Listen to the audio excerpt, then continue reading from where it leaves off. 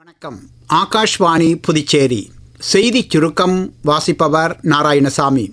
பிரம்மோஸ் ஏவுகணை தயாரிப்பு பிரிவை உத்தரப்பிரதேச மாநிலம் லக்னோவில் பாதுகாப்புத்துறை அமைச்சர் திரு ராஜ்நாத் சிங் இன்று தொடக்கி வைத்தார். பிரம்மோஸ் உலகின் மிகச்சிறந்த ஏவுகணையாக திகழ்வதாக அவர் பெருமிதம் தெரிவித்தார். மாநிலங்களின் வளர்ச்சிக்கு எவ்வித பாகுபாடுமின்றி மத்திய அரசு செயல்பட்டு வருவதாக மத்திய உள்துறை அமைச்சர் திரு அமித்ஷா கூறியுள்ளார். இன்று பீகார் மாநிலத்திற்கு 3 நாள் பயணம் மேற்கொண்டுள்ள அவர் அம்மாநில முதலமைச்சர் திரு நிதிஷ்குமாரை அவரது இல்லத்தில் சந்தித்து பேசினார். ஜிஎஸ்டி சீர்திருத்தங்களால் நாட்டின் பொருளாதாரம் மேலும் வளர்ச்சி அடைந்துள்ளதாக மத்திய நிதியமைச்சர் திருமதி நிர்மலா சீதாராமன் கூறியுள்ளார்.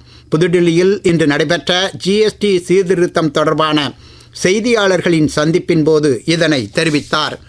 புதுச்சேரியில் அனைத்து காவல் நிலையங்களிலும் இன்று நடைபெற்ற மக்கள் மன்றம் என்னும் குறைதீர்ப்பு கூட்டத்தில் காவல்துறை உயர் அதிகாரிகள் கலந்து கொண்டு பொதுமக்களின் புகார் மனுக்களை பெற்று உடனடி தீர்வு காண நடவடிக்கை மேற்கொண்டனர்.